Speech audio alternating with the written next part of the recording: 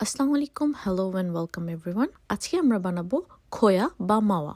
এটা আমরা অনেক ধরনের খাবারই ব্যবহার করে থাকি। আমার আগের ভিডিওতে আমরা যে বাদামের হালুয়াটা তৈরি করেছিলাম তার একটা মেন ইনগ্রিডিয়েন্টস ছিল এই মাওয়াটা।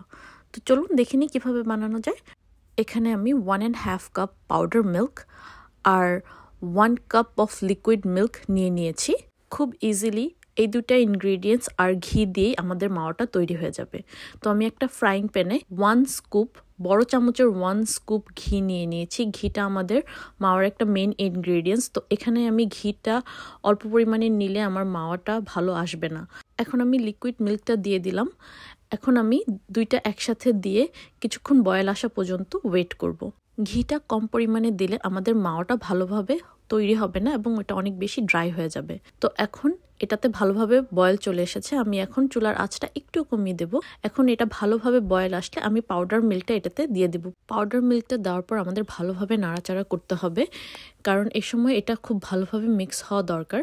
এটা আস্তে আস্তে আপনি নাড়তে নাড়তে দেখবেন এটা অটোমেটিকলি সবটা মিক্স হয়ে যাচ্ছে। এ পর্যায়ে আপনার যদি মনে হয়ে থাকে যে এটা বেশি লিকুইডই হয়ে যাচ্ছে, তাহলে আপনি অল্প একটু পাউডার মিল্ক আর একটু মিক্স করতে পারবেন, বাট না করলেও চলে। এভাবে নাড়াচাড়া করতে থাকলে আস্তে আস্তে আপনি দেখবেন একটা সময় এটার থিকনেসটা চলে এসেছে। এই পর্যায়ে এটা আপনাকে অনবরত নাড়াচাড়া করতে হবে, কারণ এই সময়টাতে এটা পোড়া লেগে যাওয়ার একটা সম্ভাবনা থাকে। আর আপনি দেখবেন ঘিটা আস্তে আস্তে সাইড থেকে আলাদা হয়ে যাচ্ছে, তার মানে এটা আপনার মাওয়াটা আস্তে আস্তে প্রস্তুত হয়ে যাচ্ছে।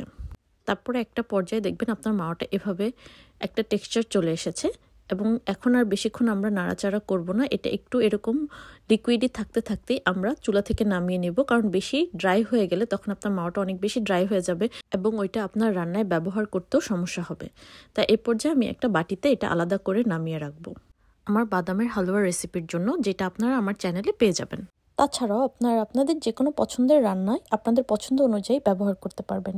এ পর্যন্ত দেখে থাকলে আপনাকে অনেক অনেক ধন্যবাদ। প্লিজ জানাবেন আপনার কেমন লাগলো। Don't forget to like, share, follow and subscribe. Thank you.